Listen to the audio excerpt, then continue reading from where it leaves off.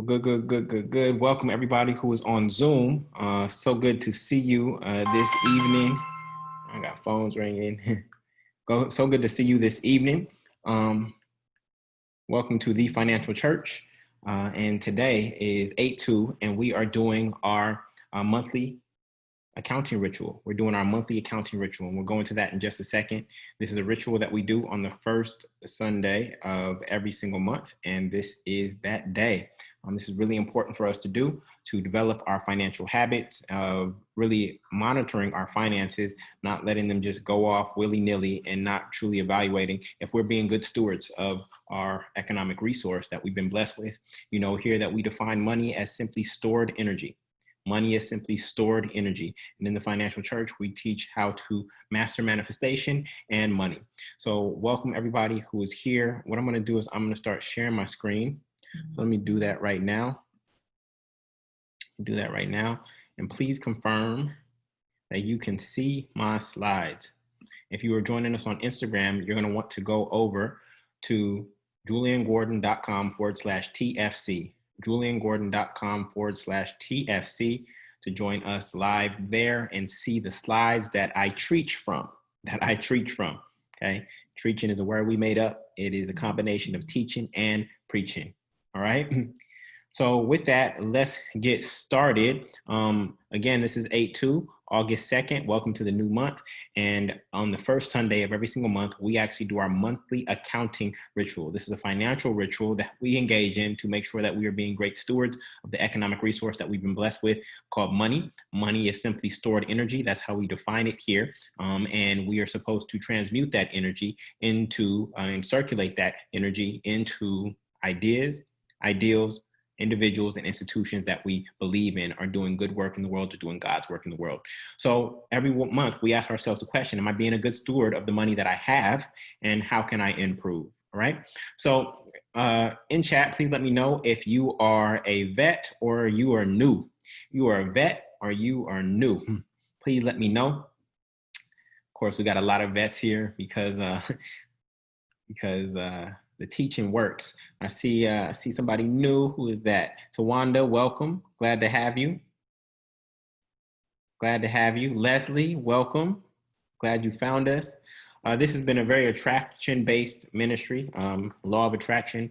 I don't do heavy marketing for this space. If the people who are here are blessed by it, then I know that they will organically share it. And I believe that when we're tapped into a frequency, other people who are on that same frequency will find us. So I haven't been pushing this hard. And so it's just good to see new people coming in, a new blood coming into this space, new minds coming into this space as we seek to elevate the wealth consciousness of everyone involved. Okay, so what is financial spirituality? We always want to ground ourselves in our definition. Financial spirituality is the practice of mastering manifestation and money by learning how God creates and using the power of your mind, image, and nation, prayers, words, and works to bring heaven, which is the mind, on earth, which is our material experience, so that you may have life and have it more abundantly. We must all know that we are all already manifesting always. You have manifested the life that you are living at this very moment in time. The question is, am I creating deliberately, and have I created the experience of life that I desire? Okay, so once we take full ownership of our thoughts, of our mind, which is really prayer. A lot of people think that prayer is just getting down on your knees and petitioning to God. But if we were aware that every thought that we have is actually prayer, then we would start to monitor our thoughts and be more mindful of the thoughts that we grab onto. Now, thoughts are always going to pass through your mind, okay? There's thoughts that come through different frequencies, just like you're driving through, like, say, a valley, and as you're driving through that valley, the radio frequency that you're tuned into starts to change to another one that's on the other side of that valley. You didn't request that new station, right? You didn't request that new station, but it is passing through you because you're tapping into a new frequency at that moment in time. The question is when we get these thoughts or ideas passing by our mind, through our minds, like a leaf on a river, what's really the important thing in our role is to figure out which ones we lock onto, which ones we actually send our hook out to and actually give attention to. So you may have some thoughts, you're like, where did that thought come from? It's okay if you had a weird thought or interesting thought, a thought that didn't resonate with you. That's okay. thoughts will pass by all the time based on the energies that you are around, the frequencies that are flowing around you. There are frequencies happening right before your eyes, in between us right now. There are radio signals and waves that we cannot see with our two eyes, but they are there, right? If we have the right tuner, we could tune in to that frequency right now at this moment. Okay, so there are all kinds of frequencies at play, and what we're trying to do is tap into the frequency that we ultimately desire. All right, so again, if you're joining us on Instagram, you want to go to juliangordon.com/TFC to join us live on Zoom, where you'll be able to see the slides from today. Okay, now here in this teaching, we are very Bible-based, but you do not have to be Christian to benefit from this. I go into the Bible and I extract the universal principles that apply beyond a religion to help you understand how to master manifestation and how to master money. I go into this book and I find the financial principles, the spiritual principles that teach us how to manifest and how to master money. It is not, this is not a religion. I want to be very clear about that. This is not a religion. It is a belief system, but it is not a religion, okay? We know that, one, God is not Christian, okay? We know that the Bible is not Christian, and we know that Jesus was not Christian. So whatever Christianity is, that's a good question. That's a good question, right? So you do not have to be Christian to benefit from this space. We primarily pull from this text because it is a powerful text that has stood the test of time. And I do believe personally that it is the richest book that we have. And there are a lot of wealth principles in this book that we can draw from to improve our lives. I also believe that Jesus is probably the richest man to ever walk the face of this earth. Now, of course, he wasn't materially rich. He didn't need to be materially rich. When you can manifest on demand 5,000 loaves of bread and fish, then you don't need to carry materials with you. Okay. And we need to get beyond the material world in order to get to the spiritual realm that is actually within us. It's not off somewhere else after we die, heaven somewhere else. No, the heaven is within. The kingdom of heaven is in your midst. That's what Jesus said. And so Jesus was tapped into the longest line of credit ever, abundant bank, which is God. And he knew it, and he knew how to access it immediately. If you know that your father or your mother is the CEO of the universal bank, then you know that you can go access whatever you need whenever you need it. And it is that awareness that we are seeking to get to when we talk about having wealth consciousness. Now, there are some core beliefs to this particular way of thinking. And again, this is my beliefs, okay? You see the word I here, it does not say we, it says I. Everything that I'm sharing with you is how I have manifested the life that I have. And I'm experiencing the kingdom of heaven here on earth right now. Okay. And so these are the belief systems that I'm sharing with you of how I created the life that I created. You do not have to accept or adopt anything that I teach you. In fact, I want you to question and challenge everything that I share with you until you identify what is the belief system that works for you the best. Remember, Jesus said very clearly, it is done unto you as you believe, not as I believe for you. It is done unto you as you believe. If you believe that money is scarce, then it will be done unto you as you believe. If you believe that money is abundant, then it will be done unto you as you believe. If you believe that there are people out there who are intentionally trying to hold you down, it will be done unto you as you believe. Okay? So you need to be very mindful of your beliefs, because whatever it is that you believe ends up becoming your experience. So here's what I believe, and this is what has helped me create the life that I have here and now. Okay? I believe that as a child of God, I have access to everything that is in God's will for me to have. I will receive it when I'm ready. I seek first the kingdom of God, knowing that all the things I need will be added unto me. I'm about my Father's business, and when I am, my mother Father's business, and when I am, I will have life and have it more abundantly. I believe that I'm here to manifest the divine ideas that are planted in the heaven of my mind on earth, which is my material experience. When we look at the Lord's Prayer, it says on earth as it is in heaven. On earth, right, down below, as it is in heaven. As above, so below. So heaven, again, is not some place that we're trying to go to after we die. We are here to experience that right here and now. The kingdom of heaven is in your midst. It's neither here, it's neither there. It is in your midst. I don't know where this imagery and this story and this narrative that, oh, I'm going to heaven after I die. I don't know where that got so rooted and implanted when Jesus himself said that the kingdom of heaven is in your midst, okay? Then I believe that there's more than enough. I have more than enough, and that I am more than enough, for God is the infinite source of my supply, okay? So these are some of my core beliefs, and I am excited to share them with you. I see some people from Instagram have come over and joined us. I see you, Cole. So if you're on IG, please join us in Zoom at juliangordon.com/TFC. juliangordon.com/TFC. I pinned the comment there for you. This is where you'll be able to see the slides that I'm teaching from today, so you don't just see a talking head. All right. So in Genesis 2:7, it reads, "The Lord God formed a man from the dust of the ground and breathed into his nostrils from the breath of life, and man became a living being." And so this is just to remind us of and bring us to the awareness that we are actually not breathing. You, as a human being, are not breathing. Most of us do not actually control our breaths. Most of us don't actually even think about our breath unless you are asthmatic or you have coronavirus, which is a respiratory disease. Respiratory disease, okay? Dis-ease. So since most of us cannot control our breath, right, then what does that imply? If it's like the only thing that we don't control, then it implies that something is breathing through us. Something is breathing through us, that we are instruments. And when we allow that thing to breathe smoothly through us, we make a beautiful sound, which is the vibration of our life. All right. And so we want to tap into that in the same way that we plug in our cell phones to stay charged, right, all the time. Make sure your battery life is up. The easiest way for us to access to God is not going to some building on a Sunday. Okay. The easiest way for us to access God is by connecting and reconnecting with our breath. So here we start off every Sunday with 3 deep breaths in. Okay.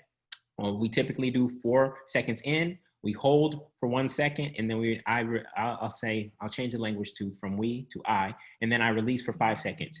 You do not have to do it the way I'm doing it, okay? You do not have to do it the way I'm doing it. There is no right way, y'all, okay? All I want you to do is connect with your breath. So I'll lead with the 415, okay? What is that? Oh, that's San Francisco's area code, 415. I'll lead with the 415. All right. And you can follow, but whatever you have to do to connect with your breath, if that's you doing some jumping jacks right now, then you do that. You do you. Okay. I'm not trying to project my belief system on you. Ultimately, I want you to discover what you believe. All right. So with that, I will initiate. Yes, here we in heaven and we exhale. We are very particular with our language here. We know the power of our word. And so here we in heaven and then we exhale. Right.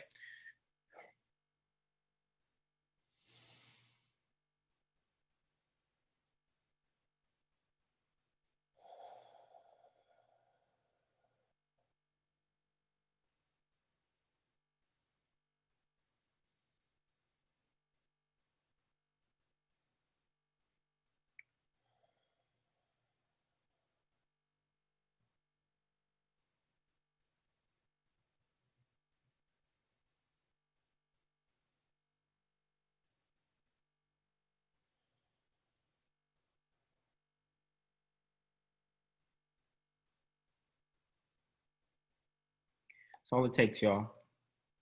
30 seconds. 30 seconds to reconnect with your creator, with your source, however you define that, whatever you call that. That's all you got to do is reconnect with your breath. You ain't got to go nowhere. You ain't got to pay no offering. You ain't got to turn on YouTube. You ain't got to listen to no minister, right? You don't have to do any of that. Just go reconnect with your breath. Okay. So moving forward, this is, you all remember the show. You can't see the slide. Oh, I see it, Andrea. I'll fix that. All right. So you all remember the show Who Wants to Be a Millionaire, right? You all remember that show? In that show,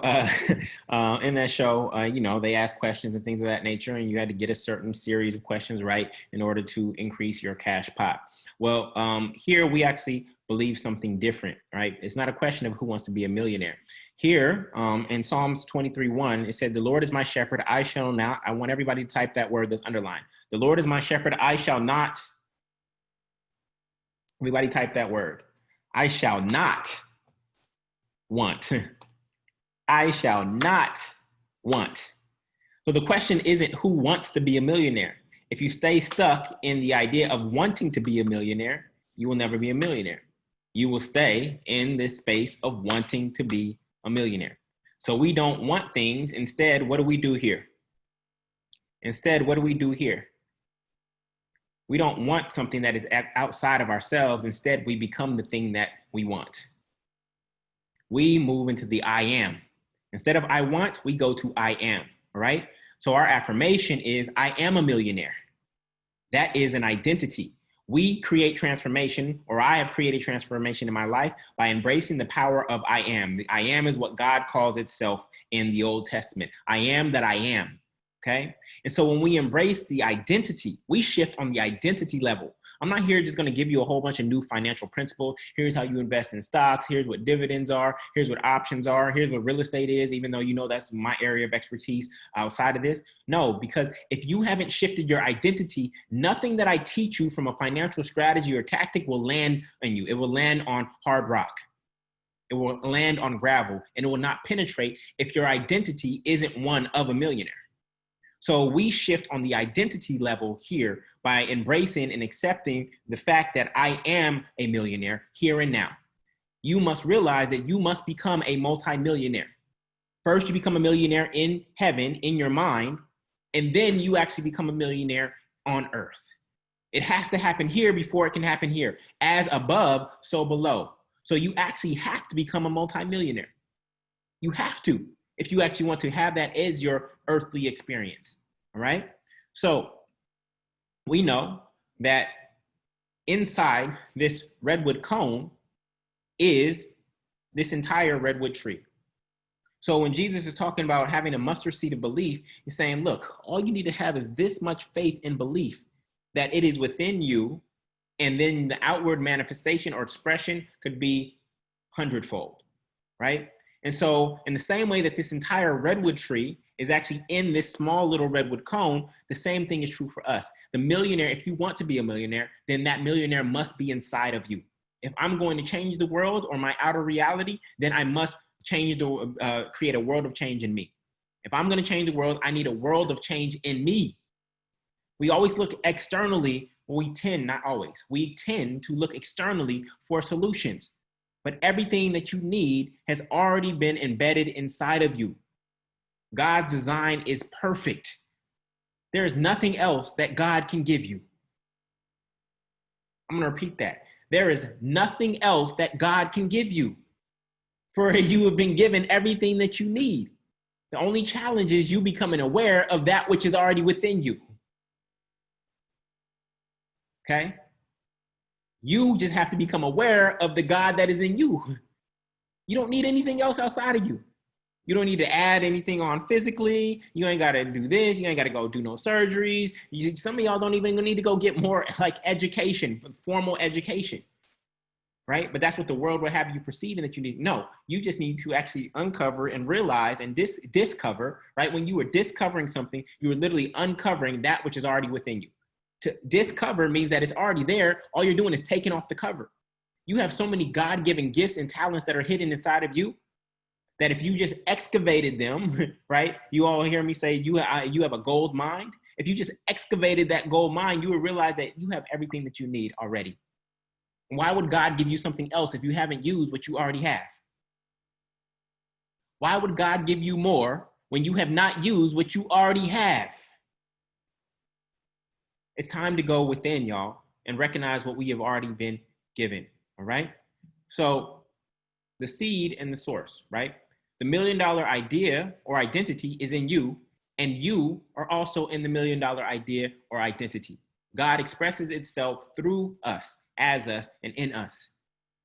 God needs us in this way, right? To actually experience itself in physical form before God is formless. Yeah, they may say that Jesus, this white imagery of Jesus is God. No, God is formless. If there is any, God is in us. God's spirit is inside of us. That spirit is what's breathing inside of us, and we are the form. And that spirit gets to experience itself. The formless gets to experience itself through us as form, as little gods, lowercase g, and what we create because we are trying to be like our mother, father, who is or who are creators. We come from the creator, therefore, if we are offspring and children of the creator, then we must be creators. All right? So this is the journey that we are on, and this is why we do this work, okay? Tamika says she's experiencing some issues.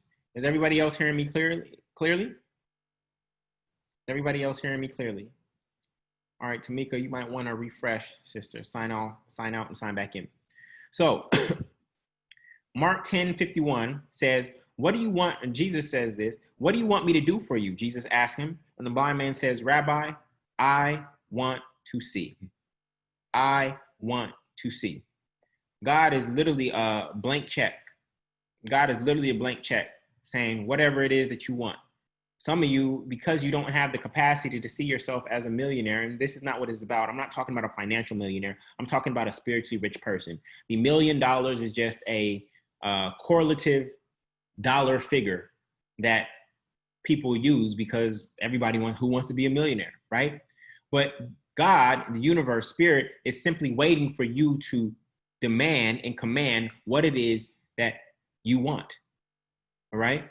Now, when we are speaking about what we want, we have to be very clear about what it is that we want and who we need to be, okay? Because we actually don't use want, thou shalt not want. We need to be clear about, see, a lot of people, when they set goals, they claim what they want. This is what I want. They put all these things on their vision board in terms of the manifestations.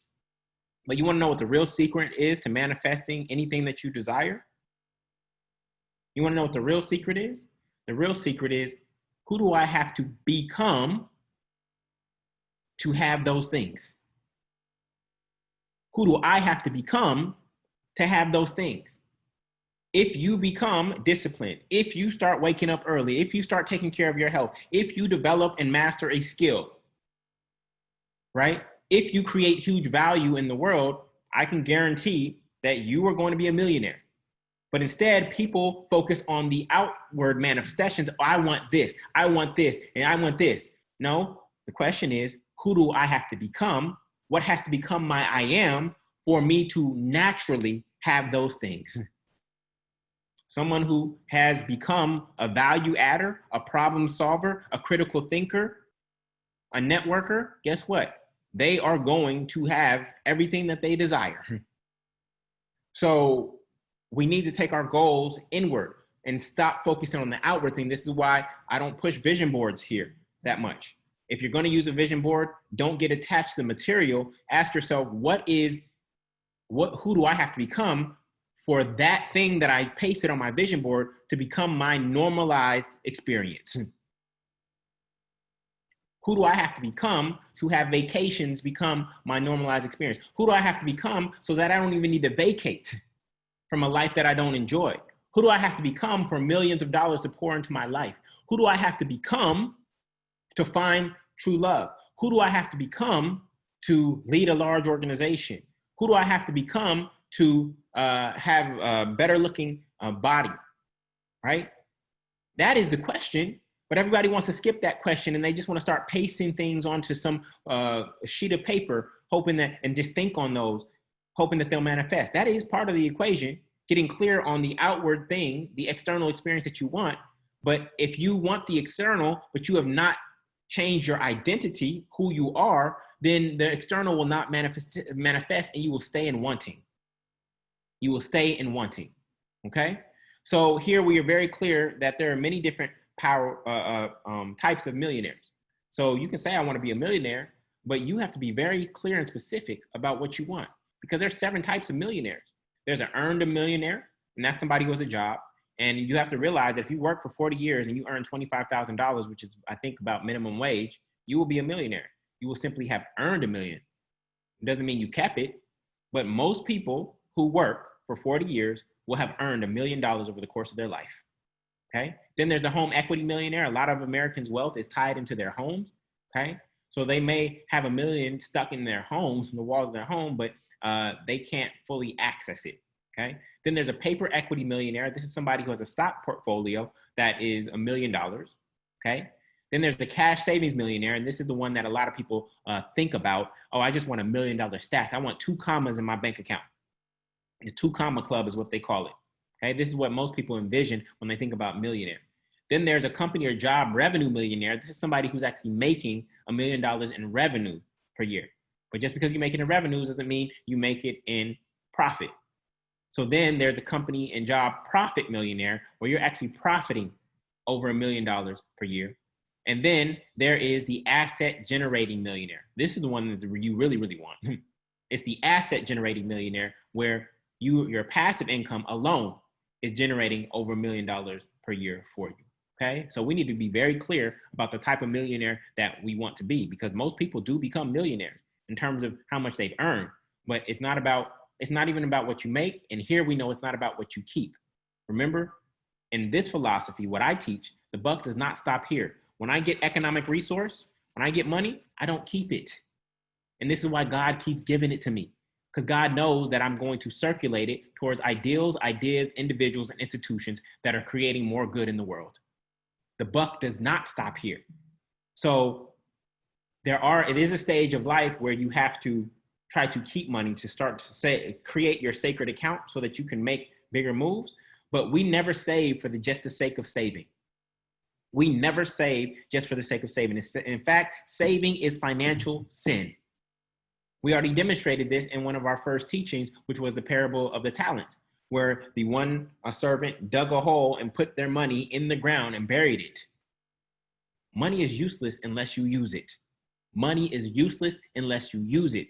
And so we are meant to be fruitful and multiply, not only from a reproductive standpoint, but we are also supposed to multiply the economic resource that we are given. Okay? Yes, currency, we keep it moving. All right? So Luke 16, 1-2.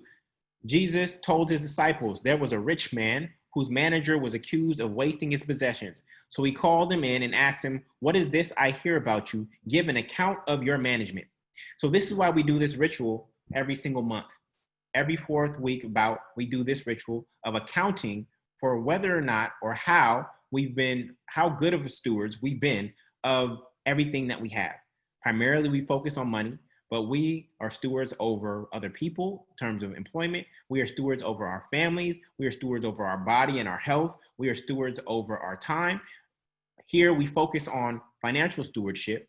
And we know that when we focus on our stewardship in one domain, that it will naturally spill over into the other domains of our lives. All right. So we just stay focused here. Otherwise, this could be a very robust teaching.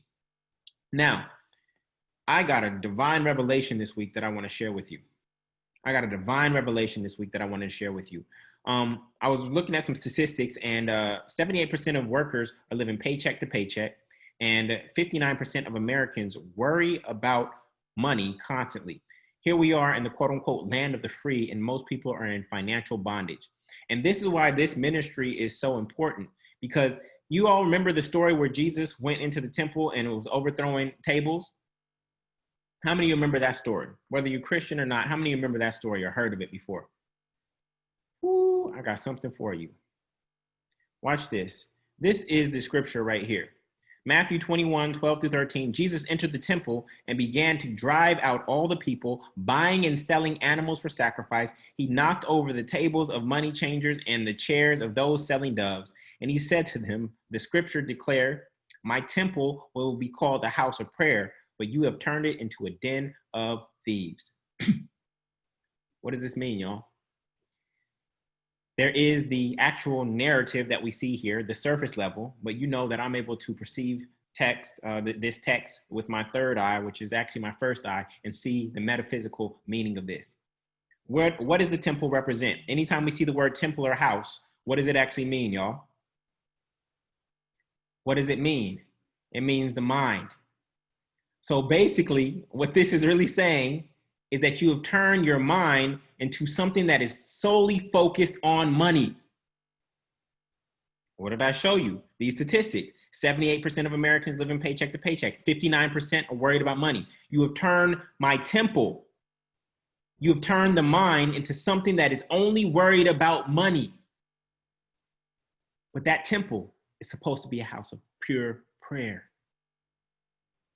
And if we were to get money off of our mind, get it out of the way, let it know that money is coming, so much so that we don't think about it, then this is where we would actually gain power. This is where we start to move up in wealth consciousness.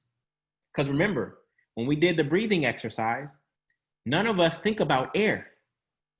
None of us think about where our next breath is going to come. We don't wake up and worry about, oh, I wonder if there's going to be enough oxygen out there for me today. We don't think about that. So true wealth consciousness is the moment when you relate to money in the same way you relate to air. You don't even think about air. And wealth consciousness is when you get to a point where you don't even think about money. Did y'all catch that?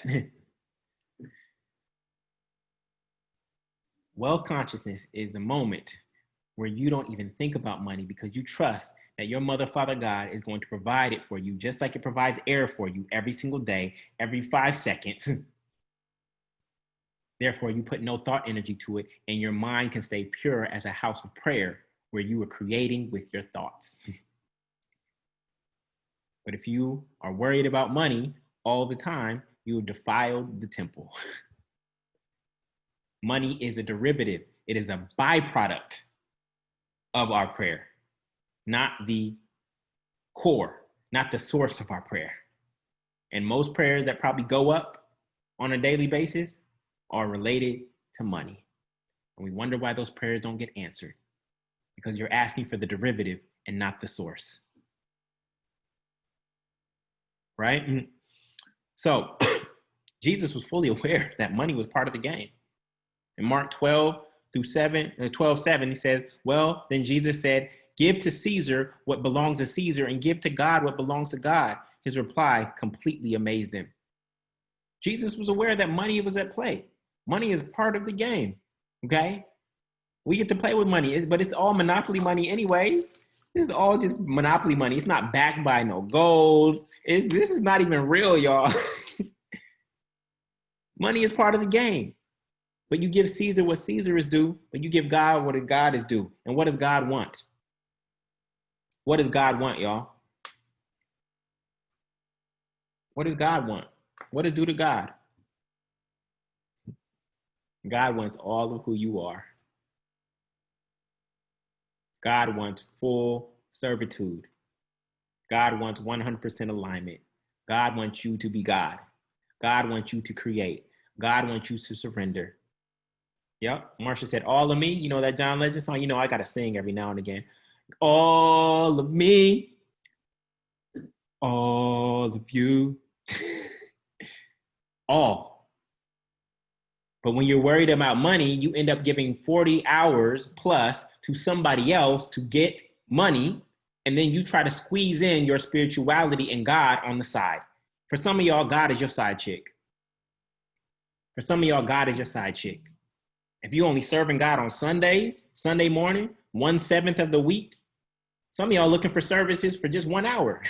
1 out of 168 is like 0.7. Some of y'all serving God 0.7% of the week because you've given all of your life force and energy. Your ka was what the Egyptians called it. You've given your chi or your chi, right? You've given it all to other institutions and individuals who you don't really support. God is asking for all of you, and that's what it means to walk in your purpose on a daily basis, is when you're giving your all. I surrendered January 9th, 2009, the bottom of the last recession. I said, God, you can have all of me. You can have all of me. Where would you have me go? What would you have me do? What would you have me say and to whom? What do you want me to do today? I release all of this. Scripture says, whoever tries to save his life shall lose it, and whoever loses life for my sake shall save it. I said, I'm giving up all this egoic things that I've been pursuing. This and that. I want this kind of house. I want this kind of car. I want this kind of woman. I want this kind of this. I want this kind of trip. I let all that go because it says, seek ye first the kingdom of God, and all these things will be added unto you. So I trusted in that. I simply trusted in that. Instead of trying to manpower my way to get all those things on my own, I said, let me tap into the source of all sources. Yes, I'm powerful as a human being, as a man. We are all powerful. Why? Because we know our lineage, okay? We know our lineage. We know where we come from. But we have to plug into the true source. And so that's what I said. I'm going to tap into that supply, that source of supply that never runs out, that's infinite. And you ask yourself, how I've manifested so much in what the past, I would say about 6 years, is because I've just changed where I source from. I changed where I source from. I was a workaholic. I was relying on manpower. I was relying on time and my effort to manifest for a long time. Why? I'm the son of two doctors. So that was like bread into me from an early age. My parents were on call early in the morning, coming home late at work. They were workaholics too, but they were dealing with life or death situations as doctors. But as a child, I saw that and I embraced that, and I became a workaholic as an adult, relying on manpower. But there's something greater than manpower, which is manifestation. Manpower is when you use your own hand. Manifestation is when you tap into God's hand. Who do you think is going to win? What do they say? Your arms are too short to box with God. Who do you think is going to win that battle? Who's going to win that battle? Okay? So let's keep it pushing. Proverbs 46:10 says, "Be still and know that I am God." So for what does this mean for us here today? It means that we yield. Okay? Yield has two meanings. We yield, meaning stop, pause, or surrender, to increase our yield, which is the production and the fruits.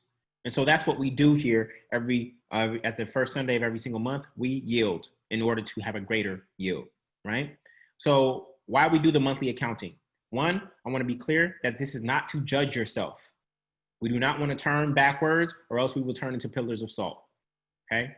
We cannot affect the past. We can learn from the past. That's the only reason we should ever look in the rearview mirror, is to learn from the past, to make sure that we don't make the same mistake over. But we do not want to live in the past. When we have shame, financial shame, some of you have financial shame from financial sin, okay?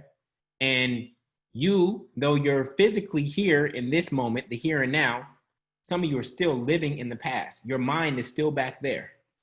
Oh, I missed that opportunity. I didn't pass that test in college. I didn't finish my degree. I had a kid too early. I failed at that interview. I didn't pass the LSAT. You are still back there, though here and now is up here. And then for those who are engaged in worry is out there, meaning the mind is out in the future, but the here and now is right here, okay? So we are not seeking to judge ourselves. We do not focus on the past. Remember, what you are experiencing today is based on seeds that you planted in the past. What you are experiencing today is based on seeds that you planted in the past. You are reaping what you sown. But who you are today is different than who you were in the past. So all we can do, y'all, is plant new seeds today. And if we do so, in our future, we must reap. We must reap more of what we want. So don't judge yourself and what you're experiencing today based on where you are. Your mind is always going to be ahead of your manifestation. Your mind is always going to be ahead of your manifestation. All right? So as you're here getting this wealth consciousness, you're like, Julian, I've been here every single week for the past few months, but my bank account hasn't caught up yet. That's okay. Just keep pouring into your bank account and your bank account will catch up. Keep pouring into your bank account and your bank account will catch up. Where's my gratitude journal? I'll show y'all. Y'all think I'm playing. This is my bank account right here. What does it say? Bank account. This is my gratitude journal. This is where I deposit millionaire moments. I deposit them. I recognize this is how I practice gratitude on a daily basis. We're doing this monthly ritual here. This is one of my daily rituals, is my bank account.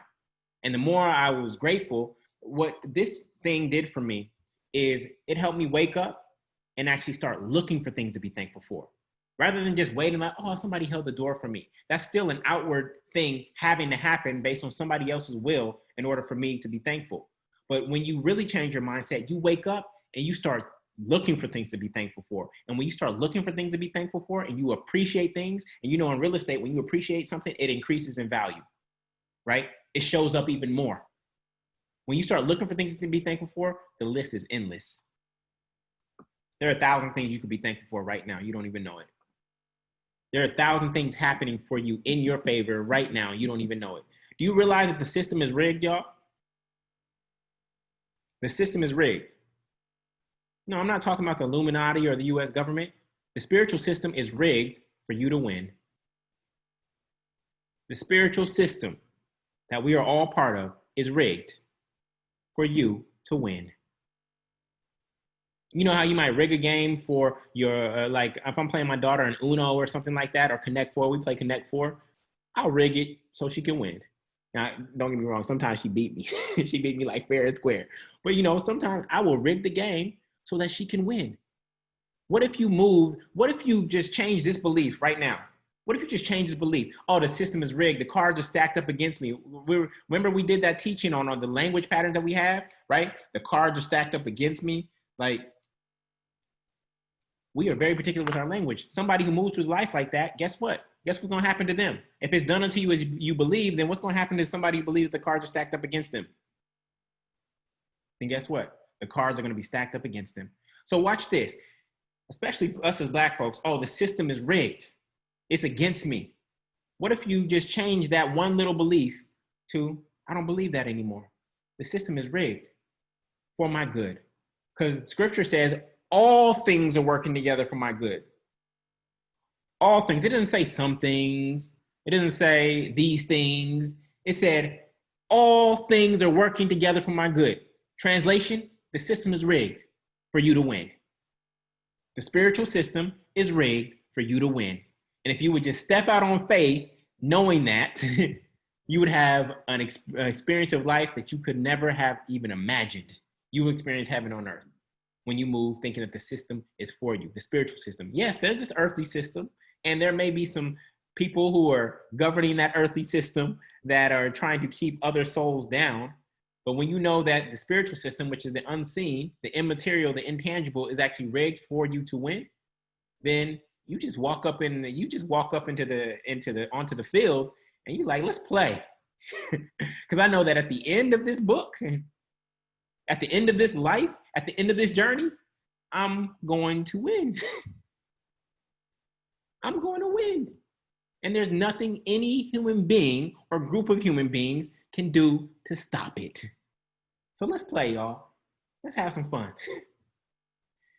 All right? So what we do this for is we do this to observe the fruits or results of our old thinking, okay?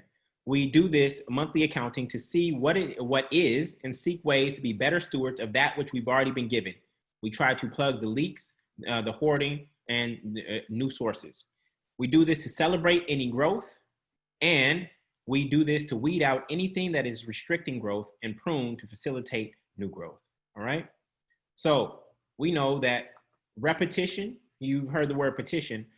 Repetition means to make or present a formal request to an authority, which in this case is God, with respect to a particular cause. So when we repeat a process, because a lot of things that I share with you are repeated, when we continuously make our petition to the subconscious mind and to God through the subconscious mind, right, which is our heart mind, then what happens is we get our request answered.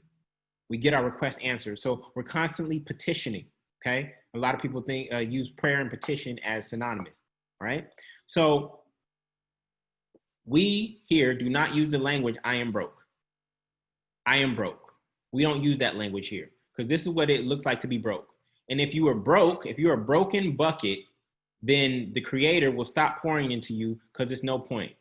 Listen to me, y'all. I could pour the entire ocean into a bucket with holes, and guess what? It still won't hold the water. I can pour the entire ocean into a bucket with holes, and that bucket could still not contain the water. It would eventually seep out. So why would God keep giving to you if you were constantly affirming that I am broke? All right? So we know that there's three types of buckets. There's bucket one, which is people who say that I'm broke. They receive and they lose. They receive something and they lose it because they affirm that they're broke. Then this is where a lot of people are as well, is the other bucket in the middle, which is they only receive. They only receive and they hoard. They store money in a savings account just to look at it for their own security. But money is useless unless you use it. And so what we ultimately want to be is bucket three. In bucket three, it has a receiving function and a giving function. And here we know and we practice that because a lot of us here are givers. How many type giver if you're a giver? Type giver if you're like an overgiver. Most of us here are givers. I know that because I am one too. We here teach that your giving function must be directly proportional to your receiving function.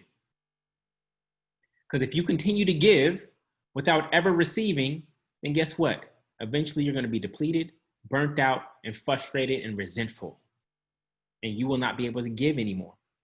So your receiving function must be directly proportional to the amount of giving that you desire. I believe that everyone here would do more good with the money that they have. In fact, I want you all to be able to receive more because I know deep down in your heart, based on your default as givers, that you will give more if you receive more. I want everyone here to be, we don't use the word filthy rich here because being rich is not filthy, right? I want everybody to be righteously rich here. I want everybody here to be righteously rich because I know that more good would happen in this world if you were that. But the skill set that we all need to develop, because we've already mastered the skill set of giving, the skill set that we all need to develop here is the skill set of receiving. If you are able to receive more, I know that you will give more. It is a cycle, okay? The other two buckets break that cycle. The third bucket keeps that cycle going, all right? So with this bucket, how do we increase our wealth? We do it with this bucket. One, we want to stop all leaks. That which we are getting right now, we want to stop all leaks. And number two, we want to increase our bucket size. Some of y'all are giving a gallon, but receiving in a Dixie cup. You've given a gallon to everybody else, but you're receiving, you know, those little Dixie cups they give you at the doctor's office when you need to rinse your mouth? Some of y'all approaching God with a little Dixie cup, but then you want to give out a gallon. That is unsustainable. Scripture says that your cup is meant to run over, but not your small ass cup. Your small ass cup ain't meant to run over. It means if your small ass cup is running over, then it's time to get a bigger cup. I want to go to God like, I'm open to receive. Look, this is my bowl. Give me all you can. Give me all you can. Arms wide. This is how I receive, y'all. This is how I receive. Hey, go get that other bucket over there. We got more to get. And God keeps pouring into me because it knows that I'm not just receiving it for my sake, but that I'm going to give it out. Right? It will not spoil in a bank account. And then from there, we want to increase our giving proportionally to our level of receiving. Okay? So what we do here first is we look at our net worth, okay? Our net worth. This is a quick calculation. Everybody needs to know their net worth and they need to know their monthly cash flow. And this is what this space is for, okay? Our net worth and our cash flow. And our net worth equation is assets minus liabilities. It's assets minus liabilities.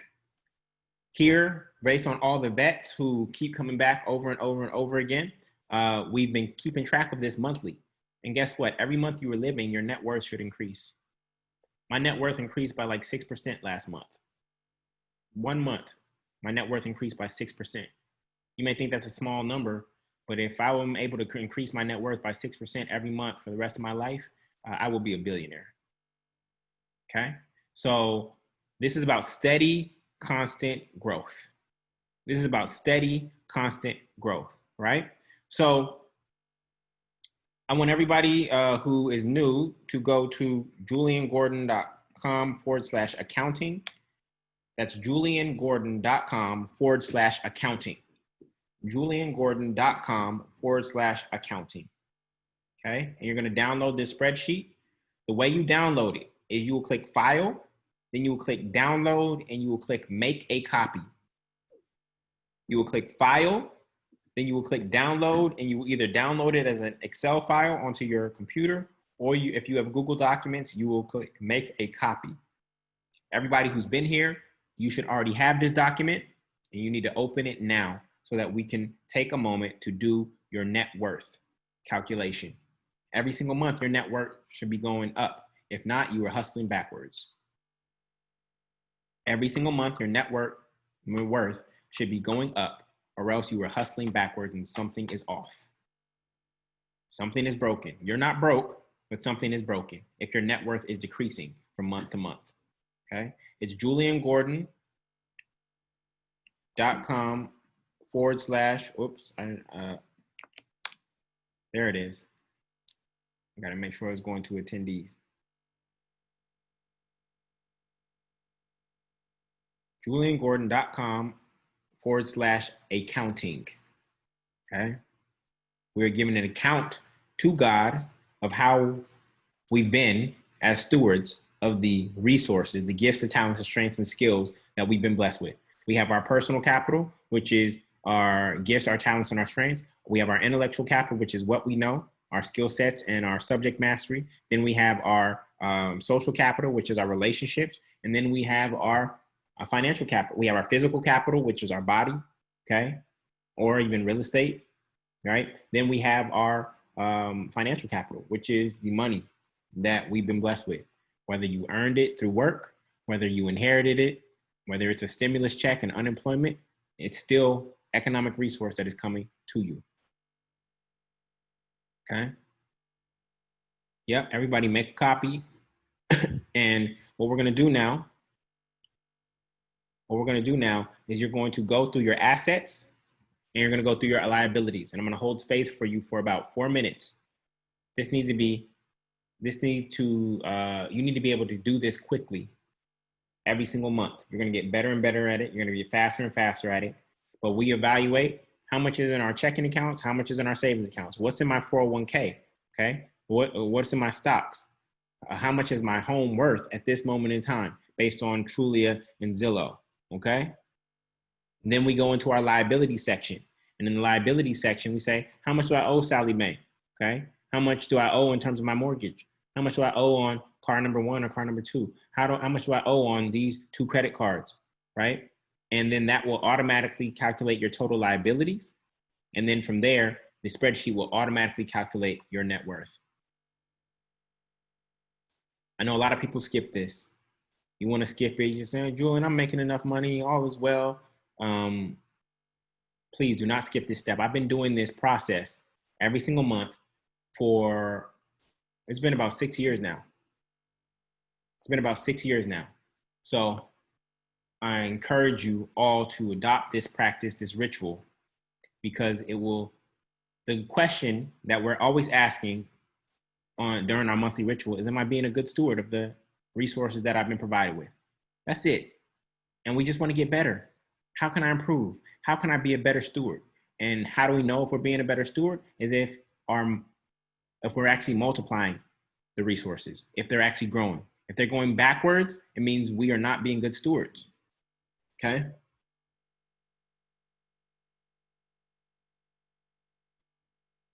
All right. I don't care if you only increased $1 in the past month. I do care about that. That's not good. I actually do care about that. We need to be increasing by a couple thousand or more dollars every single month. Net worth must be increasing, right? Now, a lot of my net worth is actually in equity, okay? It's in equity. Sometimes if you have equity in a company, it's harder to actually measure the value of that company at that moment in time. But a lot of my net worth is in equity. Why? Because I don't keep a lot of cash, y'all. I don't keep a lot of cash. Why? Because every time I get cash beyond my emergency fund, I put it back in play.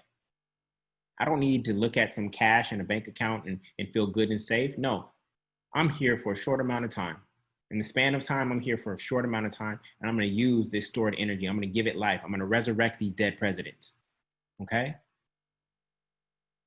Man, I saw this picture of Steve Jobs. In his last days with cancer, and the words that came to me was like, look, y'all, you just got to go for it. You got to go for it. He went for it. He was trying to make a dent in the universe. That was the language that he said. He went for it. And some of y'all are just playing small. You playing defense when there's nothing to defend. If I go look at your net worth right now, it ain't nothing to defend. What you playing defense for? Your back is up against the wall. Nipsey said, ain't no point in playing defense. That's why I dove off the deep end. N-word. This is time to be on 100% offense. Oh yeah, it's coronavirus, everybody's scared. I'm on offense. When everybody else, who 78% of Americans living paycheck to paycheck, 59% worried about money, when everybody else is doing that, then you probably need to be doing the exact opposite. Do not be doing what everybody else is doing, y'all. Do not be doing what everybody else is doing. If you're doing what everybody else is doing, you're probably going in the wrong direction. If everybody is playing defense right now, it's time for you to get on offense. What do you think is going to happen to the real estate market? I'm going to go clean up. I'm going to go get properties at a discount. What do you think is happening in the stock market? People withdrawing. Guess what? There's people who are making millions off this stock market right now because they're on offense. You playing defense. What are you defending? You ain't got nothing to defend.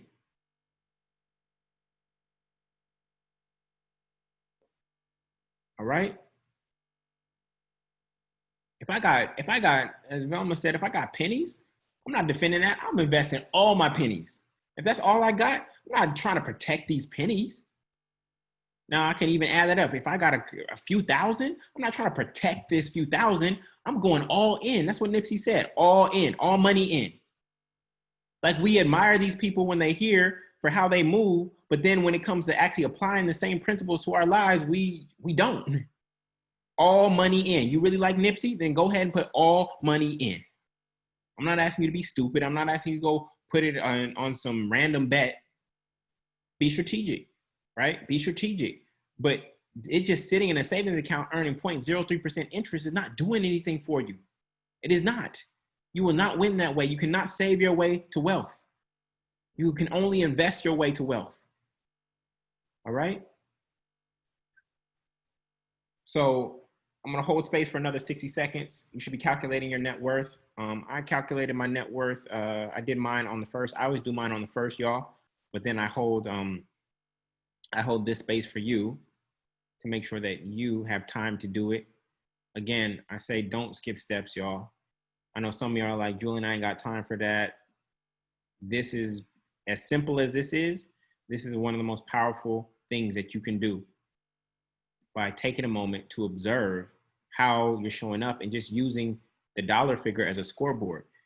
I do want you to know that whatever number comes up for you does not represent your true worth in God's eyes. Whatever comes up for you in terms of your number of net worth, it is not a reflection of how much you are worth. Okay? It is just the financial scoreboard. You are worth more than anything to your mother, father, God. George Floyd was worth more to God than the entire city of Minneapolis and all the physical buildings there. I'm going to repeat that. George Floyd, you know, people worry, oh, what about the buildings and this and that, this and that? You don't get it. George Floyd, that one single life is worth more to God than every single building in Minneapolis. We hear the lost stories of the lost sheep and the shepherd leaving the other 99 sheep just to go get that one sheep, because that's how valuable it is. That's how valuable you are. You are. Okay? You are literally 1 in a million. In order to get here, in terms of sperm, you are literally 1 in, I think, more than a million, right? You are priceless. So for those of you on Instagram, this is going to, it's going to end and I'm going to restart, okay? So Instagram is going to end, restart, but come over to juliangordon.com/TFC. juliangordon.com/TFC. All right, we'll see you there. Peace. Yes, so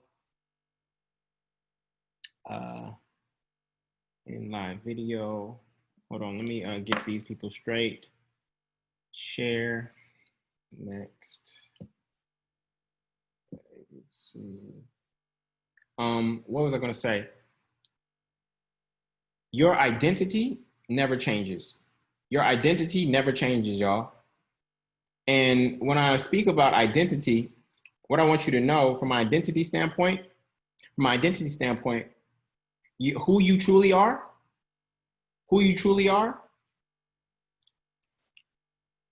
let me put it to you this way. Gender can change. People are changing their genders nowadays. Race can change. People are bleaching their skin. Sexuality can change. Your job can change. Your marital status can change. Your educational level can change, right? Your political party can change. None of those define who you are. Anything that is changeable is not who you are. Anything that is changeable is not who you are. The only thing that will be unchangeable is the fact that you are a child of God. So that is who you truly are. All of these other things are kind of choices on the menu to customize your earthly experience.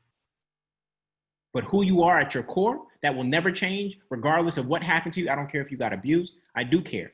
I do care. But if you got abused, it does not change your identity as a child of God.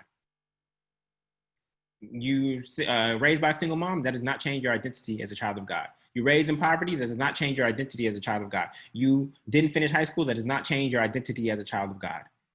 You failed in math, it does not change your identity as a child of God. You didn't graduate college, that does not change your identity as a child of God. Your net worth is negative right now, that does not change your identity as a child of God. All of these other things can change. Anything that is changeable is not who you are. So I never want you to forget that. And I don't care what you call your God. You can call it Jesus, you can call it Jehovah, you can call it, I don't care what you call your God. Whatever you define as your creator, you were a child of it. It created you. And that will never change, regardless of external conditions. So I need everybody here to act their lineage. Act your, you know, when people say act your age, I need you to act your lineage. Act your lineage. Act like who you are, like you know where you're from. Okay? So we're going to move forward, y'all. We're going to move forward. If you're joining us on Instagram for the first time, then you want to come over to juliangordon.com/TFC. And you want to join us live on Zoom so that you can see the slides. All right. Right. Let me see. All right, cool. So now we're going to move forward and we're going to go to our, so that will yield your balance sheet. Okay. That will yield your balance sheet. Now, Jesus said, no, not Jesus, Jay-Z. He calls himself Jehovah, right? I'm not a businessman. I'm a businessman. So, and in any business, the ultimate goal is income, right? The ultimate goal is income. And what is income? Income is revenues minus expenses. It's revenues minus expenses, okay? Now, a lot of you like, Julian, I'm not in business. I have a job, etc. And that's not true. We are all already entrepreneurs. An employee is simply an entrepreneur with one big client. So watch this, y'all. The reality is that your salary is your revenues. Now, society has been calling your salary your income. I want to be very clear, y'all. Your salary is not your income. Your income is what's left over after expenses. So watch this. For all of you who are employed, W-2 employees, your salary minus your living expenses equals your income. So you can get paid $100,000 per year. That's not your income. If your living expenses, because you live in New York, are $85,000, you got paid $100,000, but your income is only $15,000. Whereas if you are in Louisiana and you make $100,000 and your living expenses are only $50,000, your income is $50,000. So your income is actually less, though, despite the fact that those two people have the same exact salary. Income is less despite the fact that those two people have the same exact salary. So your salary is your revenues. Then there's your living expenses. Then there's your income. So every month we need to evaluate what is our true income for that month. And so that is the next form, the next sheet in the sheet that I gave you, okay? And I need you to go there and I need you to start filling that out. And you're gonna fill out, what did I get paid by my job this week, or by my business, or by both, okay? Or my side hustle. What were my sources of income? Did I get any one-time income pops, revenue pops this month? Like a tax return, right? Rental income, right?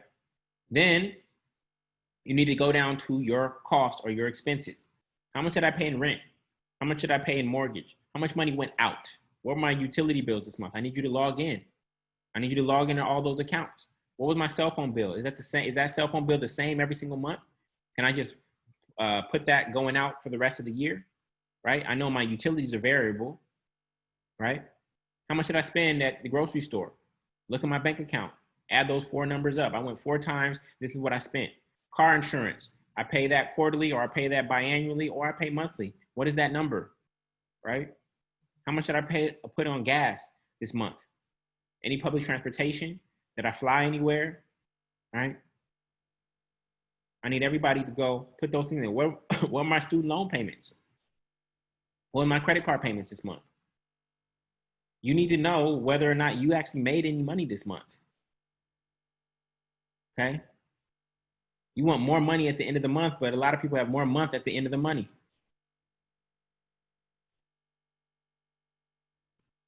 Right? Last 2 weeks of the month can be hard for people. That's simply because they don't know who they truly are. It's not permanent. It's not a permanent condition. It is poverty consciousness, and poverty consciousness can be cured.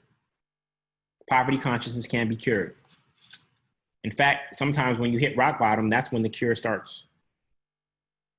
Because some people are comfortable in poverty, getting unemployment, getting aid, things of that nature, and you can get stuck there. But it's not until you hit, actually, sometimes it takes hitting rock bottom for people to wake up. But I'm not talking about poverty like I can't eat. Some of y'all making good money at your jobs and you still poor as an outward condition, okay? Not as your identity. I'm not saying you are poor. That is not what I'm saying. I'm saying poor or in poverty. In poverty is better language because of how you were experiencing life. You're still worried about money. You still living paycheck to paycheck. But your external conditions never change your identity. Or even what you were born into does not change your identity. If a cat is born in an oven, does that make it a biscuit? If a cat is born into an oven, does that make it a biscuit? Yes or no? No. What you were born into does not define who you are. So some of you were born into poverty. That does not make you poor. But when we start to look at our external experience and use that to define who we are, then we say, oh, I'm in poverty, therefore I must be poor.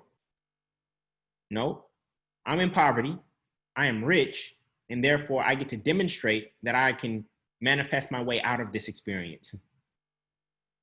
I was born into poverty. I know myself to be rich. I know myself to be connected to the most infinite source ever, to the creator of all. And therefore, I have the opportunity to demonstrate how rich I am. Listen to this. I have the opportunity to demonstrate how rich I am by getting myself out of poverty. Try that on as a mindset. I was born into poverty. I know my lineage. I'm going to act my lineage. And my lineage is one of wealth, of abundance. And given that I am in poverty, now I get to demonstrate how abundant I am by working my way out of poverty in this short life that I have. That's a totally different mindset, y'all. Not waiting for no savior, not waiting for no economic stimulus, not waiting for something outside of yourself to get you out of your condition. No, everything that you need is already inside of you to get out of your condition. Yeah, Prince said, bring them out, bring them out, bring them out. That's what we're doing here. Bringing out our gifts, bringing out our talents, bringing out our skill sets, bringing out who we truly are, right? So when I say you can't save your way to wealth, you can only invest your way there. And the poverty mindset is to say, I'm too broke to invest. I don't have any money, Julian. I'm too broke to invest. And wealthy folks like myself, we say, I invest until I'm broke.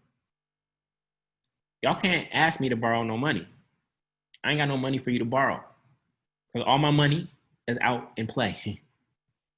Some of y'all got more. You even watch this language, y'all. Watch this language. After you paid all your living expenses, what do they call that money? What does the world teach you to call that money after you paid all your living expenses? Listen to the language. They call it disposable income. You hear that? I want to curse right now. They call it disposable income. Are you serious? Oh, I'm just supposed to dispose of this because I paid off all my expenses? Like, this is the language that they've literally given you, disposable income. Like, just you dispose of trash. You throw away trash. This is why the language patterns that I'm teaching you and why we are so particular about our language is so key, because those language patterns get embedded in the subconscious mind and then they inform how we act. There is no such thing here in Financial Church as disposable income. Everything is valuable. There's nothing that should go to waste. When we are great stewards, nothing goes to waste. We use everything to its fullest, to its maximum potential. We don't do disposable income here, right? Every dollar that comes in, every George Washington that comes in, we honor it, not honor it above God, but we honor it as stored energy that we can transmute and channel and circulate to ideals, ideas, individuals, and institutions that we believe in, that are doing good or God's work in the world.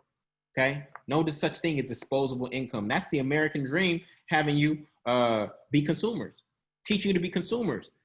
But watch this. You got two choices. You be a consumer, which is not a God, or you be a creator, which is God. We come from creators, therefore we are creators.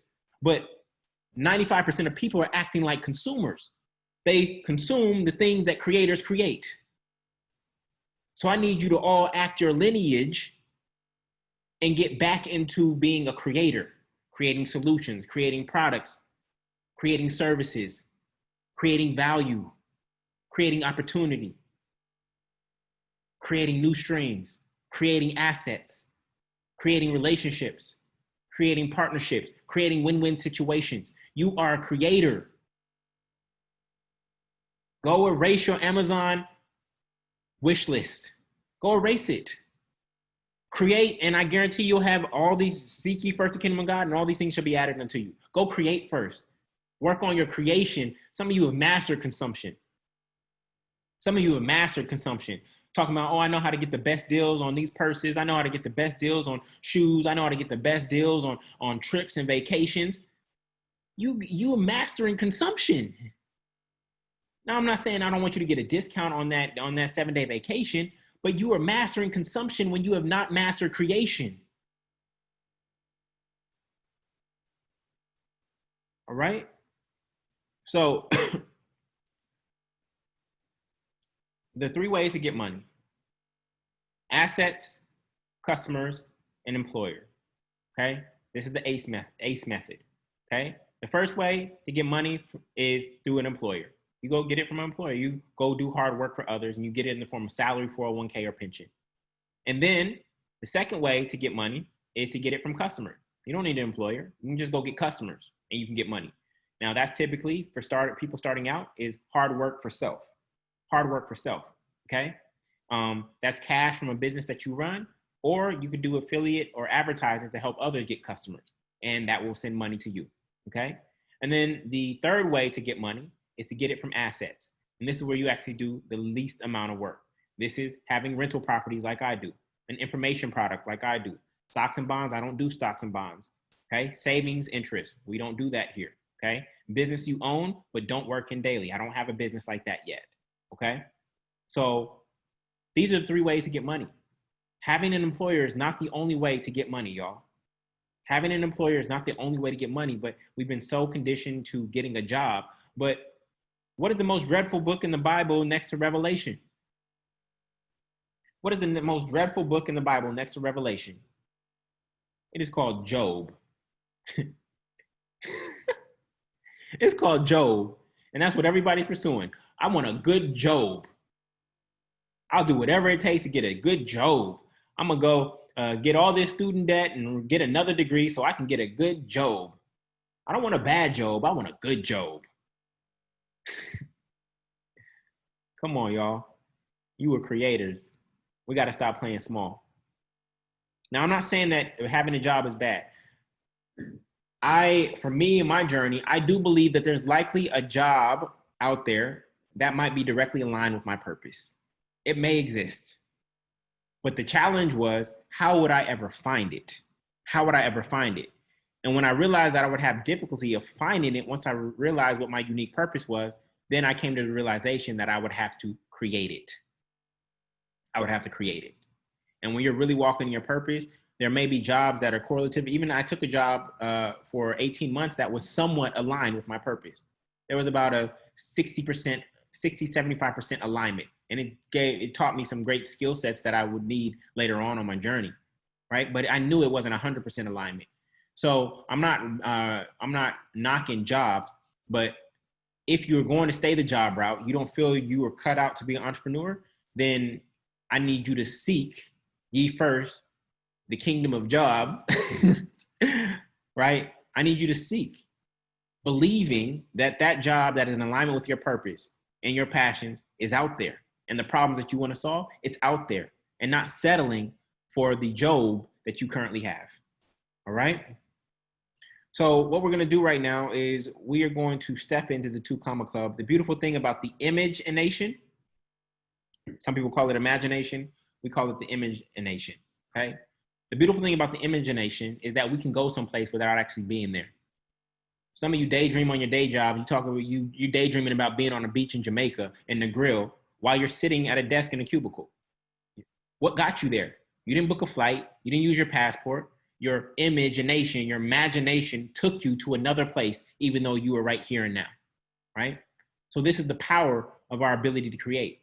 So I want you all to look at this screen right now, and I want you to imagine that you log in your personal banking account on your phone in the morning, and you see these 2 numbers. You see your personal checking account reading $1.5 million and your personal savings, which is just your emergency fund. I want you to have $100,000 saved in there. I want you to really take this in, and I want you to imagine it as your experience. I want you to go there. Now I want you to close your eyes. I want you to close your eyes. Now imagine, what kind of phone do you have? Are your nails done? Did you have a manicure? What time is it exactly at the top of the phone? What are you wearing? Who's next to you? What room are you in? You're in your office, you're in your bedroom. Have you gotten out of bed yet? Do you have shoes on? You have a robe on? Is there a window? What's outside that window? Is it a beach? Is it a view? What's the color of the paint on the walls in that room? What's next for you? What are you doing today? How's your hair look? How's your body look? How do you feel? Do you feel stressed where you normally feel stress?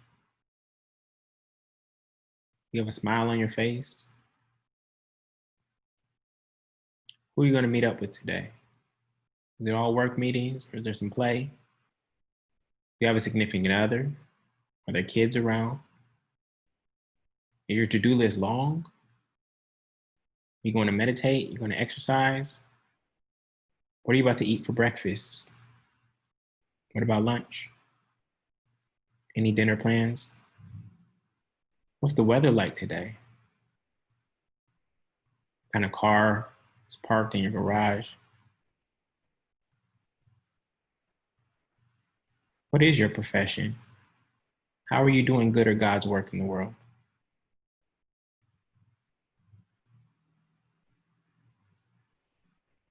Who else texted you this morning?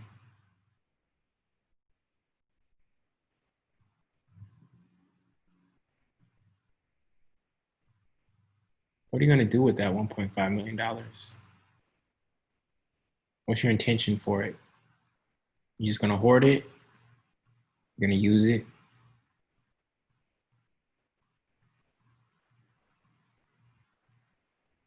What feelings do you have right now? Feel joy?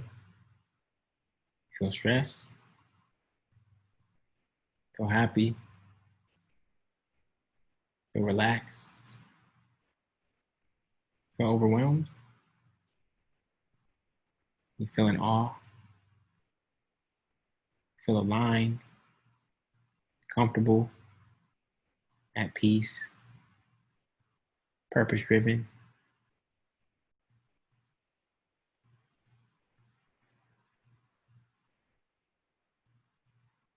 Go to the bathroom mirror.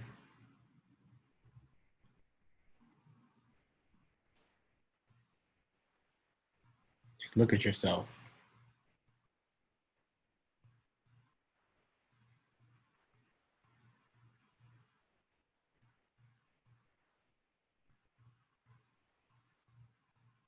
And how beautiful you are. Remember that you're a child of God, so full of life,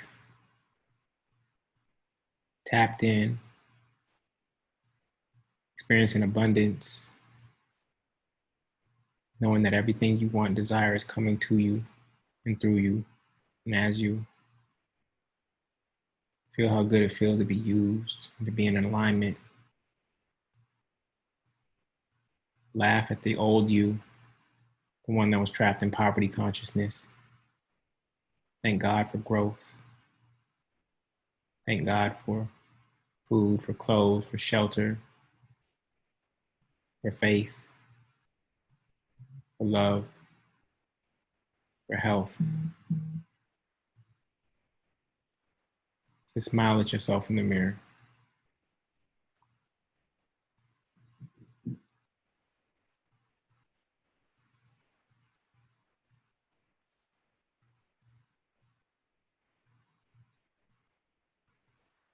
Deep breath in.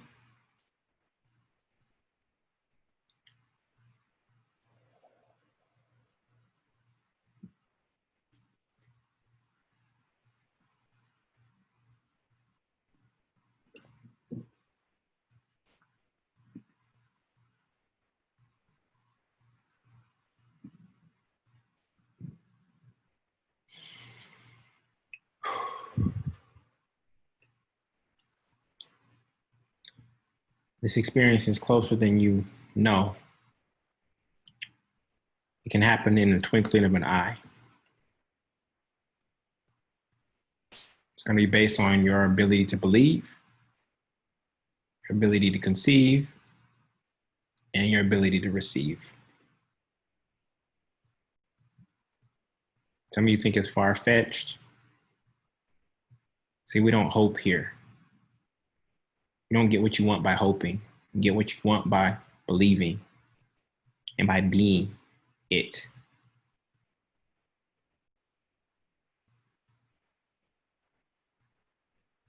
This is not a pipe dream, y'all. The image and the feelings that you just accessed, they wouldn't have come to you and through you if they weren't meant for you. I haven't discovered the cure to cancer. You want to know why? Because it's not meant for me to cure. But every divine idea, every inspiration that has come to me, been planted inside of me because it's what I'm meant to do, be and do and have. So whatever you were able to conceive in that moment during that exercise, it's a possibility for you. It's a real possibility for you. Now, next time we do this, you may change the place that you're in. You may realize that you're not bound to the United States. You weren't bound to that apartment. You weren't bound to that car. You weren't bound to that job. You weren't bound to being single. It may be different next time.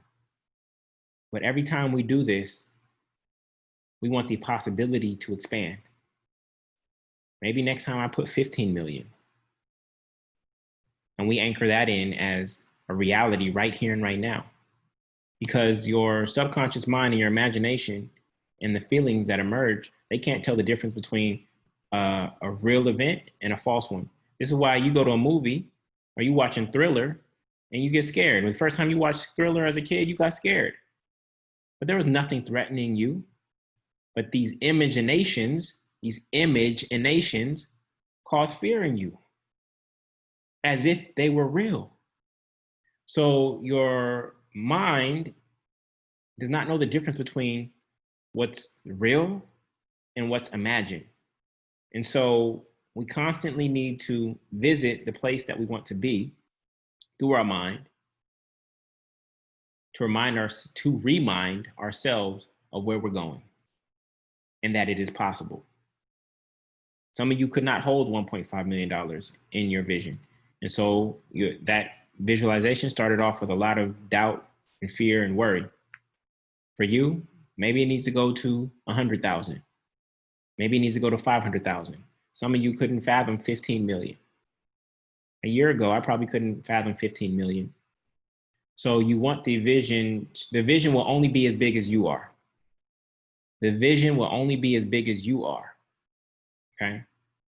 I believe when done right, everybody here can be a millionaire, literally, when done right. And it's going to happen in different ways for everybody here. All right. So Ecclesiastes 11:2 says, invest in 7 ventures, yes, and 8. You do not know what disaster may come upon the land. And so I have various ventures that I'm invested in, from the multifamily movement to all my properties to buy back Baton Rouge, looking for a company to invest in. Yeah. So I get paid, and if each property is a form of payment, other investments, I get paid in about 15 ways right now. 15 ways. So coronavirus pandemic hasn't affected me. In fact, I've experienced expansion in the midst of this. So the news can tell you everything is scarce and they're running out and there's no food and there's no money and this and that. That has not been my experience, because that is not what I believed or embraced or held on to. Again, as I said earlier, those thoughts and those frequencies can pass before you. It's all about what you gave your attention to. It's all about what you gave your attention to, right? That is where the conscious mind has control.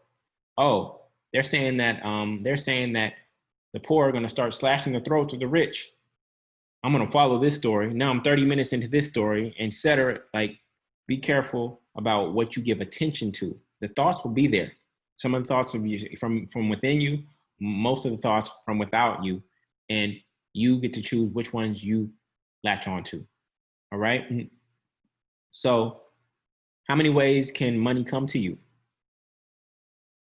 In chat, let's do this exercise, because I need you to think about it coming to you in more than one way. How many different ways can money come to you? A lot of people just want a job. They think that's the only way that money can come to them. So real estate, okay? Multifamily real estate. And then even in real estate, there's tax liens, there's vacation rentals, there's regular long-term rentals, there's wholesaling, right? There's many different ways, even within real estate. Stocks, right? There's dividends, there's stock dividends, there's options, books or information product. Good. A business, a product or service-based business. An app, creating an app. Movies, royalties, streams, speaking, patents, licensing, e-commerce, music, inheritance. See, a lot of people, for the very first time, many people with these stimulus checks are actually a good thing, but not for the reason that people think. For many people, these stimulus checks were the first time of actually receiving mailbox money. I've been receiving mailbox money for about 6 years. These stimulus checks for many people were the first time of them ever experiencing money coming to them without actually working for it. Now, I'm not encouraging anybody to be lazy. There is work. Faith without works is dead. There is work that we must do. We must plant, weed, water. We must plant, water, weed, and prune. Okay, that is our work. But if you get another stimulus check, I want you just to sit for a moment in the vibration of being paid without exchanging time for money. I want you to sit in the vibration and the real experience that you're having of being paid without exchanging time for money. The only thing we ultimately want to change is not you being paid from a place of need or a place of lack, but you being paid from a place of abundance. That's the only element we need to change. But just for a moment, we can tap into that frequency because it is really happening. You got a stimulus check. You got money out of nowhere just for being you. We can take that frequency, tap into that, hold it for just a second and say, wow, this is possible. Now, the next time I want this experience, I don't want it to come from a place of lack. I want it to come from a place of abundance, where resources flowing to me and through me simply because I am walking in my purpose and being who I'm supposed to be. I'm doing the one thing that I was called to do. We can come through life and we can check off all kinds of boxes, y'all. Oh, I won this award. I got this kind of degree. I made this much money. I reached this level of this organization. I did this and this and this. We could check off all those boxes. I had a big family. My kids graduated from college. I paid off my house, this and that. Check off all kinds of boxes. You come to this earth, check off all these boxes, and you fail to do the one thing that you were created to do, which is your purpose. All of that other stuff will not matter. In fact, some people are in such a avoidance of their purpose that they are trying to check off all those other boxes to try to compensate for the fact that they aren't actually in their purpose, hoping that that's going to bring them joy. There is no greater feeling than feeling like you were doing God's work every single day. In the past, I thought that you had to be a minister, and I even consider ministry in order to do God's work on a daily basis. But I realize now that doing God's work and doing good work comes in many infinite forms. In fact, as many infinite forms as there are human beings on this earth. Only you know when you are in alignment. Nobody can tell you if you are or you're not. But I'm guarantee you that the greatest joy is waking up knowing that every single day and every single moment, because your time is actually your most valuable resource. You can't buy more time with this, okay? Knowing that every single moment I gave my greatest resource, which is my time, to advancing the kingdom and queendom of heaven here on earth. Meaning that I am not creating more Christians. That's not what I mean. I'm talking about manifesting the things that I believe will be good and of God in this world, in heaven, on earth as it is in heaven. Okay? So, bringing heaven down to earth, before we sign out today, what we're going to do is I need you to choose. Actually, I'm going to ask you to choose just one of these. Okay. So I want you to choose one goal for this month. And that is decrease in terms of building wealth is basic. It's really simple. We make it more complex than it actually is. Decrease expenses by this much by doing this, or I'm going to increase my revenues by this by doing this, or I'm going to decrease my liabilities by this by doing this, or I'm going to increase my assets by this by doing this. So I want everybody to type in chat, what's the one thing that they're going to focus on this month? I know this worksheet seems simple, but I need you just to choose one thing that you're going to do. You're either going to decrease an expense, increase revenues, decrease a liability, or increase an asset. If you decrease an expense, that's going to increase your income. If you increase revenues, that's going to increase your income. If you decrease liabilities, that's going to increase your net worth. And if you increase assets, that's going to increase your net worth. Okay? Yeah, you're putting the short form, but what are you actually going to do? So Anton is going to increase his stock options. He's going to increase his revenues by buying more stock options. Gregory is going to decrease expenses by letting go of frivolous spending with disposable income, right? We don't do disposable income here. Andrea is going to decrease her liabilities by paying off her credit card and having zero debts.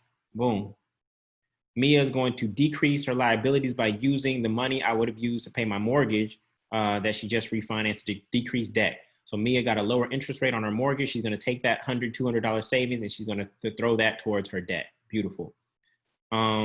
Eric is going to increase revenues by launching an online course, and Velma's going to increase revenues by wholesaling real estate. And Gwen is going to realign her stock portfolio and concentrate on reinvesting dividends. Beautiful, beautiful, beautiful. So these are your goals for this month. So what we're going to do is we're going to finish our opening, finish with our affirmation. Real quick, let me grab this real quick. 1875. This number is actually 1875 this month, but let's do our affirmations first, okay? So this is our affirmation that we use every single month to remind us that we are millionaires, okay? Millionaire is not something that we want, okay? It is something that we are. So I am a millionaire. I am already a millionaire in my mind. I may not see it yet, but I believe it now. In the same way a seed is called by its finished form, I am accepting my divine inheritance as a child of God. I am meant to have life and have it more abundantly. My treasure on earth shall correspond directly to the treasure in the heaven of my mind. Abundance is my birthright. Ashe, amen, and so it is. I'll repeat it. I am already a millionaire in my mind. I may not see it yet, but I believe it now. In the same way a seed is called by its finished form, I am accepting my divine inheritance as a child of God. I am meant to have life and have it more abundantly. My treasure on earth shall correspond directly to the treasure in the heaven of my mind. Abundance is my birthright. Ashe, amen, and so it is. And so to conclude, we conclude with a practice of giving. We believe that giving is a spiritual practice, but before any of you new people run, we don't give the same way that you might have experienced in church back in the day where it was basically thievery. That's not how we operate here. We believe that giving is a spiritual practice. That giving does not come towards me. I don't need anything from this ministry whatsoever. This is actually the one area in my life that I've decided that I'm not accepting any money from, that I just want to give freely in this space because I'm experiencing so much abundance in every other space of my life. And so the way we give here is that we give into a pool called the Faith Fund. We give into a pool called the Faith Fund, and then we give that money back out primarily to nonprofits, but in some cases we give it to individuals who are in need right here, right now, in this moment. We don't believe about storing this money in some account somewhere, wherever. No, we are seeking to use this money to advance the good and God in the world right here and right now. And so we will actually choose the nonprofits or the individuals right here and right now. So this is not money that comes to me and lines my pocket. It's not going to a building fund. It's not going to my private jet. I take nothing from this. I take nothing from this. And I know that's new for a lot of people because they've seen their relatives or their elders tithing to some church and never seeing any of the dividends whatsoever. It's not how we operate here, okay? And so the way to give is you can Cash App Julian Gordon, Venmo Julian Gordon, or PayPal me at Julian Gordon. And I'm going to show you all the actual account balance. We operate in transparency here, 100% transparency, okay? Okay, so this is our spreadsheet. Since we started on 4/12, we raised $9,000. We've given away 7,100 of it. Last week, we gave away $800 to Leaders of America, Leaders of Men Inc., Ron Finley, the Black Light Foundation, and the Be Me community. Okay, so we gave out $800 last week. Our current account balance is $1,875. What you'll notice week after week after week is that when we give, we receive more. When we give, we receive more. This account has not depleted. This count has not depleted. Originally, we were only giving out $300 per week. We are now up to $800 per week in giving to institutions or individuals that we believe are going to do good or God's work in the world. So again, it is Julian Gordon at Cash App or Venmo. I do want to be clear that we believe that everybody should be giving. This is not about the amount. More so than anything, we are inviting you to participate. Whether that's $1 for you, if you feel that all you can give right now is $1, then give $1. There's no financial benchmark. You have to realize that the word philanthropist, the definition of the word philanthropy, there's no dollar definition or denomination in the definition of the word philanthropist. You realize that, y'all? If you go to a dictionary, it doesn't say, oh, you have to give away $1 million to be a philanthropist. You are all philanthropists right here and right now. And the more you embrace that, the more you will have to give as you grow in your financial spirituality. All right. So I see some contributions coming in. I want to specifically thank those who have been consistent week after week after week. There are some names that keep popping up over and over and over again, and I just want to express gratitude. And I want to express gratitude, and I just want to thank you for your consistency, because you are. We want giving to be a constant practice, right? And it does not just have to be financial. Here with the Faith Fund, it is financial because money is the easiest form of energy to transfer. But I want you to just stay in a spirit of giving, but also at the same time, we must develop our spirit of receiving as well, our skill set of receiving. They have to go hand in hand. So with that, I just want to say thank you to everyone who is here. Again, this is the Cash App. It's Julian Gordon, my name, or Venmo, or you can PayPal me. I manually add all of you here. So you can see last week We had about, last week we had about 35 people give through Cash App, Venmo, and PayPal. And we gave away 800. So with that, I want to, I don't have Zelle as an app option right now. So with that, I want to take the nonprofits. What nonprofits do we want to give to this week, y'all? If you have a nonprofit recommendation, please put it in chat. Please put it in chat. So I see Guys and Girls Rock Foundation from Tamiko. So I'm gonna put that there, Tamiko. Then Gwen says, I am Treasure. Gwen, if you believe they're doing God's work and good work, then I'm perfectly fine with that. Ebony, can you please go get Metro Atlanta Leadership Foundation website for me? I need the website. All right, I need 2 more organizations, y'all. 2 more organizations. And then we're gonna sign off. I need the websites, y'all. I need the websites. Okay.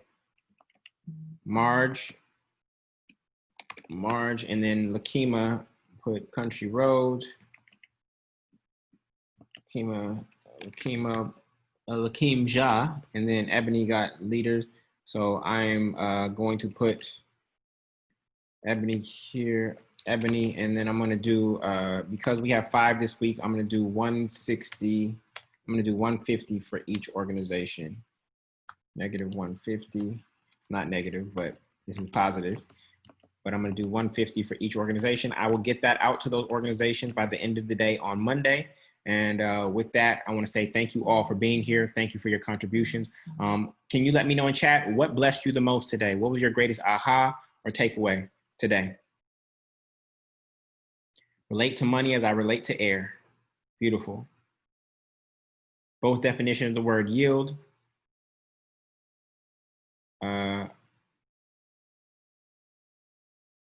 Everything. Imagination. What's going on, honey? I see you. Masters of consumption. Yes, we've become masters of consumption, that I am a creator, not a consumer. Jesus and the temple. Yes, that our mind is not meant to stay focused on money. It is not supposed to occupy our mind, our temple in that way. Remembering that I'm priceless, the seed and the source, importance of visualization, the system is rigged in my favor, keeping a bank account. Beautiful, beautiful, beautiful. All right, y'all, I appreciate you. We will be back live and direct next Sunday. And with that, I will see those of you who are in the multifamily movement in a few hours on our weekly deal room call. And I hope everybody has a great, great week. All right. Much love, y'all. Talk to you soon. Peace.